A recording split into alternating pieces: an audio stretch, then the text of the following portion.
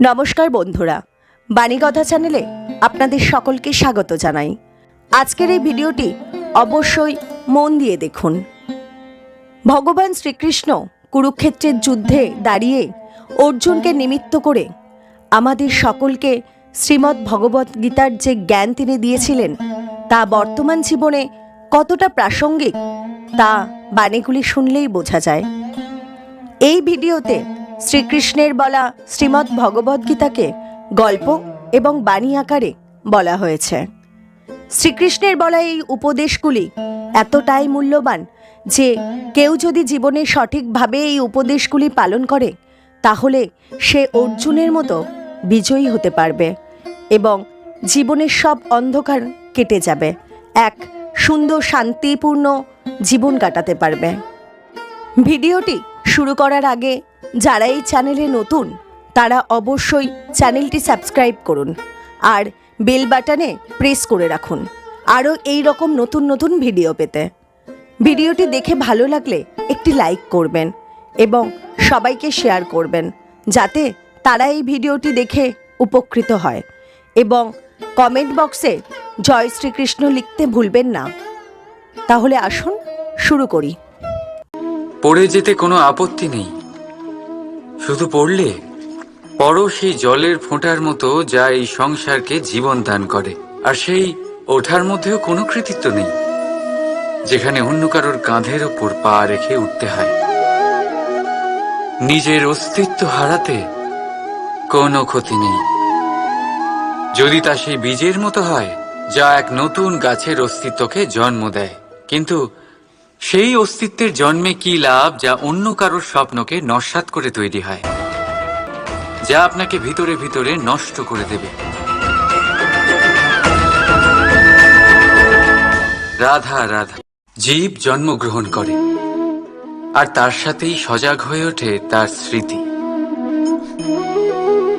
স্মৃতি বড়ই শক্তিশালী, তা থেকে হয় বিচিত্র অনুভূতি। সব সময় আপনার সাথে থাকে, আপনার সাথে যা যা ঘটে সেটা কোথাও না কোথাও কোনো এক স্থানে সঞ্চিত থাকে। কিন্তু কখনো কখনো আমরা ভুলে যাই যে এই স্মৃতি আমাদেরই। তাই এর মধ্যে আমরা কি রাখবো আর কি মুছে দেব তা আমাদের ওপরই নির্ভরশীল। এই জীবনে আমাদের কি মনে রাখা উচিত? সুখ, আনন্দের মুহূর্ত, সেই মুহূর্ত যেখানে আমরা উপকৃত হয়েছি, সেই মুহূর্ত যখন কেউ বন্ধুত্বের মর্যাদা দিয়েছে, সেই মুহূর্ত যখন আমরা কাউকে আনন্দ দিয়েছি। কিন্তু আমরা কি মনে রাখি? নিজের দুঃখ, কষ্ট, সেই মুহূর্ত যখন কেউ আমাদের সাথে খারাপ করেছে, সেই মুহূর্ত যখন কেউ শত্রুতা করেছে। আর তারপর এই স্মৃতিগুলোই আমাদের তাড়িত করে প্রতিশোধের জন্য। তাই আমাদের কি ভোলা উচিত আর আমাদের কি মনে রাখা উচিত তা আমাদের ওপর নির্ভর করে।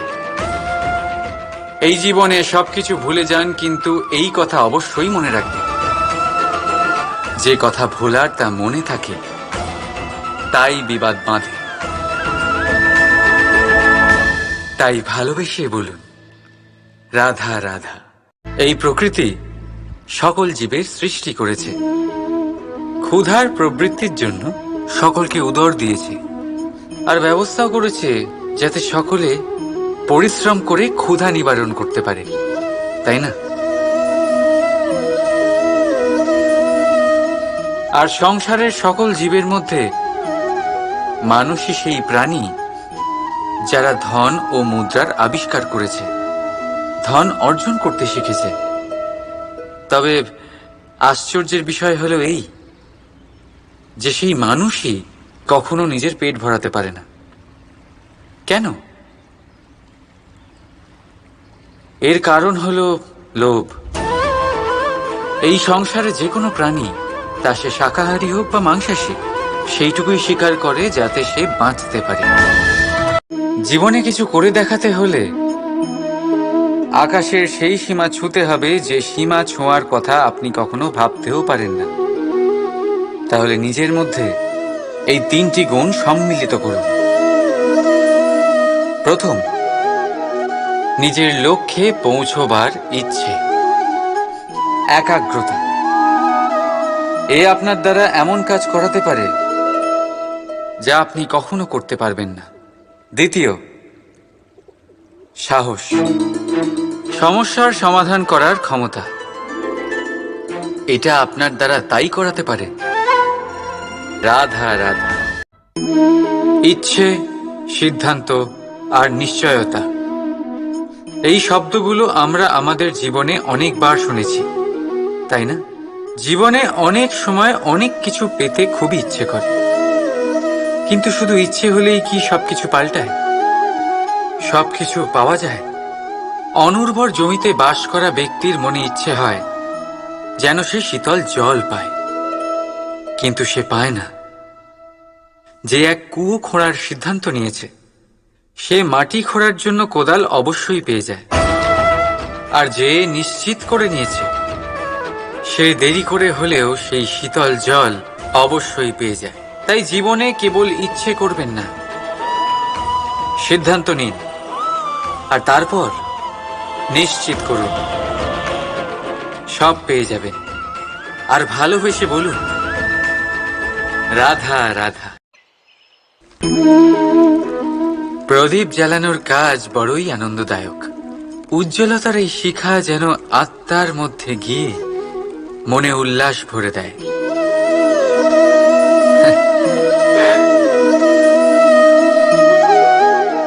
এ আমি কি করলাম?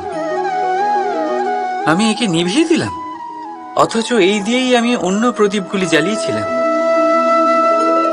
কারণ যতক্ষণ এই শিখা অন্য প্রদীপগুলিকে জ্বালাচ্ছিল, ততক্ষণ এই নিজেও জ্বলছিল।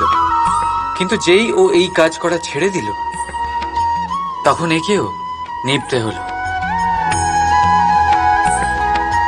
বুঝলেন? সেরকমই জীবন হলো উজ্জ্বলতা দেওয়ার আরেক নাম। যদি জীবনে শুভ কাজ করেন, অপরের উপকার করেন, অন্যদের সহায়তা করেন, তাহলেই জীবিত থাকবেন। আর যেদিন এই কাজ করা আপনি বন্ধ করে দেবেন, শ্বাস প্রশ্বাস নেওয়া সত্ত্বেও মৃত হয়ে যাবেন। তাই যতক্ষণ শ্বাস চলছে, আশারূপী উজ্জ্বলতা ছড়াতে থাকুন। বিশ্বাস করুন, মৃত্যুর পরেও আপনি অমর থাকবেন। তাই ভালোবেসে বলুন, রাধা রাধা। যবে থেকে জীব প্রাণের অস্তিত্ব পেয়েছে, তবে থেকেই আরো একটি শব্দ জন্ম লাভ করেছে, সংঘর্ষ। জন্মলগ্ন থেকেই মানুষকে বাঁচার জন্য সংঘর্ষ করে যেতে হয়। কখনো নিজের লক্ষ্যে পৌঁছবার জন্য সংঘর্ষ করতে হয়, আর কখনো যা পেয়েছেন তাকে রক্ষার জন্য সংঘর্ষ করতে হয়। কিন্তু প্রত্যেকে একই অভিযোগ করে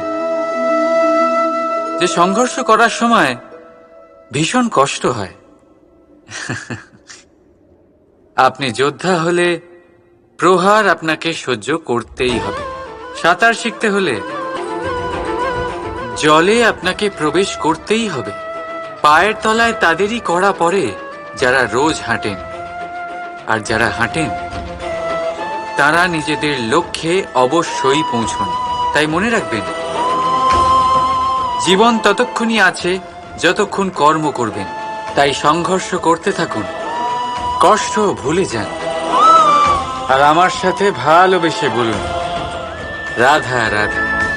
মানুষ সর্বদা ফলাফলের কথা ভাবেন, যে আমি যা করতে চলেছি তার ফল কি হবে, তার পরিণাম কি হবে। কিন্তু এর চিন্তা কেন? কারণ কর্ম যদি শুভ হয়, তাহলে তার পরিণাম খারাপ হতেই পারে না। শুভ চিন্তা নিয়ে যারা কর্ম করেন, তাদের ফলের চিন্তা কিসের? যারা ফুল বিক্রি করেন, তাদের মাঝে সাঝে কাঁটা নিশ্চয়ই ফোটে, কিন্তু সুগন্ধ তাদের হাতে থেকেই যায়। হীরের সন্ধানে কয়লার খনিতে নামা ব্যক্তি কালিমা লিপ্ত হয়ে গেলেও তার হাতে হিরে অবশ্যই থাকে। তাই শুভ চিন্তা নিয়ে কর্ম করে যান, পরিণাম শুভই হবে। আর ভালোবেসে বলুন, রাধা রাধা।